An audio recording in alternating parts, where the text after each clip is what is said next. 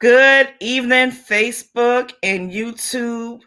Thank you for joining me for another episode of The Layover. I know you're probably looking like, wait a minute, you was on earlier today. Well, guess what? Today is a double header. I come with another heavy hitter. I have Mrs. Shayna Boston with us today, and we'll be talking about taking flight. As you're coming in, I definitely want you to let us know where you're chiming in from, where you're tuning in from. Throw us some hearts. If at any part you hear something that you like, hit the hashtag. Put some comments in. We'd love to hear from you. So, without any further ado, let me go ahead and introduce our guest. So, I have Shayna Boston. She is the behind the scenes queen, she is the handler, and she is also a serial entrepreneur. And she is also a sister because we have the same father, don't we, girl? Yes, we do. Big Dad is what we call him. Big Dad. So, Shayna, let the people know, who exactly is Shayna Boston? Yes, Shayna Boston is everything that she described and more. I am an entrepreneur. I am the proud owner of Boston First Administrative Management Services. We are a virtual assisting firm who serves and supports small businesses, business professionals, and executive men and women. I also own Boston First Events, which is a luxury event planning firm, planning everything from fabulous weddings to insightful and engaging conferences to just your everyday birthday party or girls getaway. And then I just recently opened Boston First Staffing Agency right here in Swainsboro, Georgia, my hometown, as the first and only female and Black owned staffing agency in our city. So I do a lot, much like you, Karen. I am doing a lot. The behind the scenes queen carries a lot of tasks and deliverables and responsibility, but I wouldn't have it any other way. It's what God has purposed me for, and I'm enjoying the journey. They said heavy is the head that wears the crown, and you wearing it. Everything that you do, trust and believe, I watch and I see it, and you have definitely been the handler, the behind the scenes, but now you're upfront and personal with the jobs that you're doing. So I'm just gonna ask you realistically, 2020, was it a layover season for you, or was it a take flight season for you? It was definitely a take flight season. I couldn't tell at the time. If you would have asked me last year, I would have said it was a layover season because it seemed like everything that I was praying for, okay, God, when is it going to come to pass? I think I've done everything you asked me to do. I've been patient. I've been obedient. When is it going to happen? And then everything that he did came to pass. I mean, by December 2020, one of the major things that I asked God for the beginning of the year was to buy a house. I didn't want to rent a house.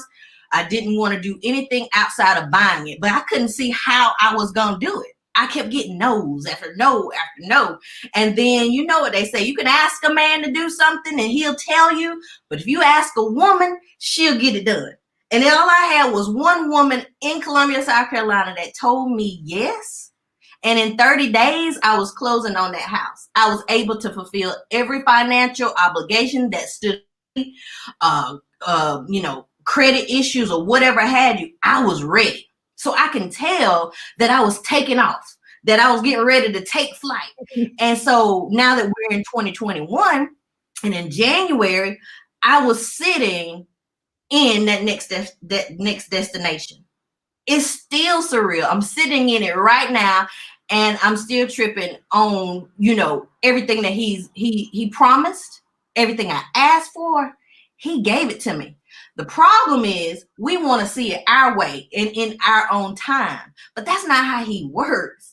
He is a mysterious waymaker that does things for the greater good, the one that we can't understand.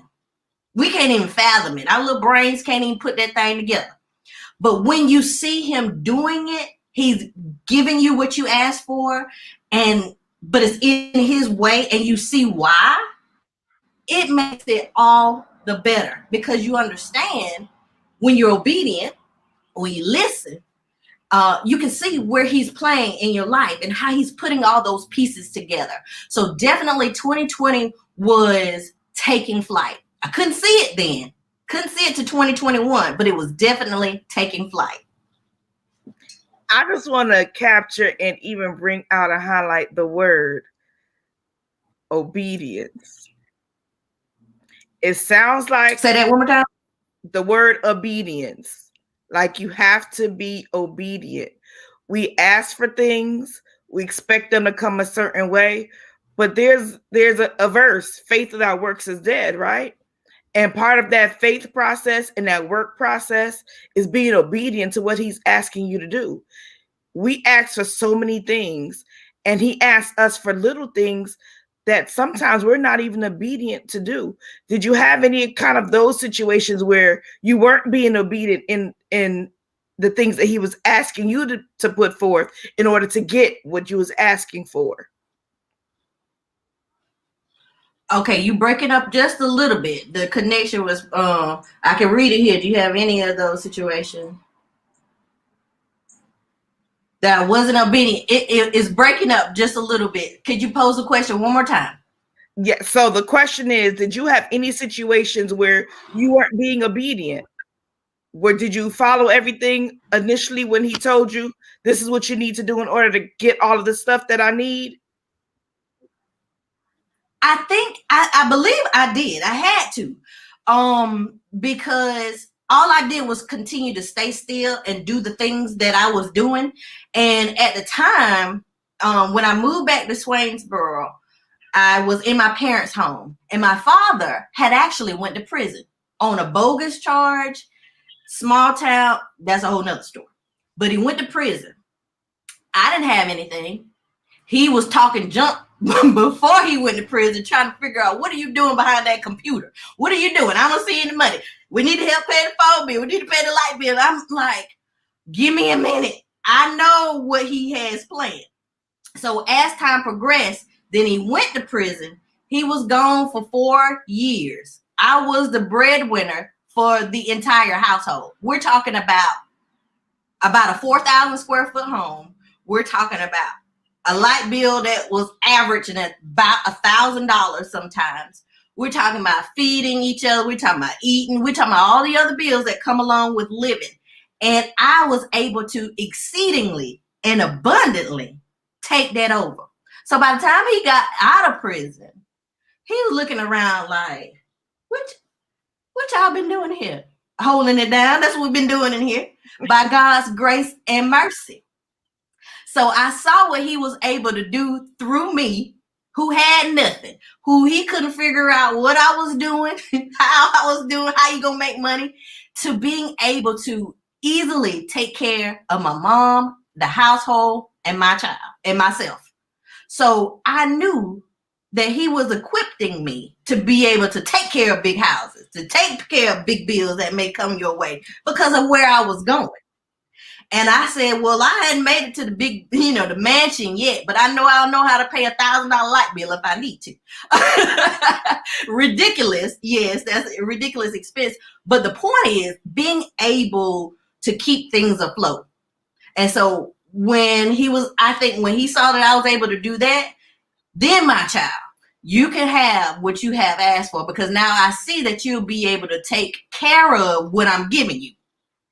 So he made you prepared and ready for your next step through your obedience. Definitely take that. So this is my next question for you. What advice would you give our passengers that's about to take flight? It's breaking up again. Okay, wait, the question is about to come up. What advice would you give our passengers about taking flight? Is be patient. I know that's cliche. I know you don't even want to hear that. I didn't want to hear that last year. But it's so true. You gotta be patient, because oftentimes you can look around and say, well, they got this going on. God, you blessed them with this. Well, what about me? Don't get caught up on what everybody else has. what everybody is able to do, because you have to remember what you ask him of you. And it's going to take a special formula to make what you've asked his way come to pass. So you have to be patient. You have to be obedient. And some of the principles that I took advantage of, Karen, was, or not necessarily took advantage of, but I had already been practicing, is pay your tithes. Ooh. You must pay your tithes. It is something about principality and the obedience of his principles, because he will bless your finances.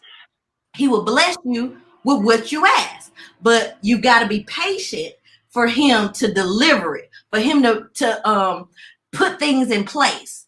And you can't get, and what I also found too is that you're going to lose some things too. I lost people. I lost loved ones, my aunt, because during that time too, when my dad was at prison, I had my aunt who was in hospice at our house, who I watched die. Ooh. Who was one of my number one supporters of making sure Shayna was okay. She doing what she needed to do, this, that, and the other. So I had to watch all of that happen under that roof. So don't lose faith and stay patient, because what you asked of him, he will do it. But in the midst of that, there are going to be storms. There are going to be some heartache. But stay fixed on the goal. Stay fixed on the promise. And that's what I've been able to do. So my passengers, as you sit here and you are waiting to get off of your flight, just know that what you've asked is going to come to pass. But we have to do our due diligence and keeping his principles alive, staying obedient, and being able to share with others, because you can't get up this ladder by yourself. He put all of us here. We're all his children. And until we start utilizing our sisters and brothers that he's put in our paths, we're going to continue to repeat certain situations over and over again. So take time to reflect. Take time to be patient. Take time to listen and be obedient while you're waiting on the flight, when you're waiting on your flight to land. I hope y'all took some notes, because she definitely dropped some jewels and some gems. And Shayna, I'm even excited for the next question, because everything you've gone through is now laying you up for your next venture. So Shayna, what's next for you? My next is that I am running to be the first female and African American to be the mayor of Swainsboro, Georgia. That is my next.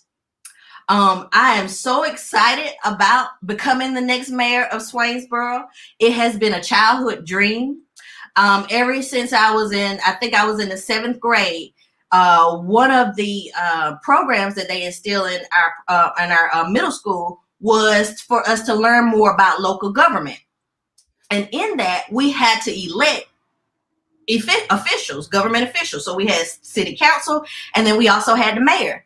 And I was the mayor of 7th grade. And I was able to take a picture with the current mayor at the time. And there were other mayors we had 6th grade and 8th grade, of course.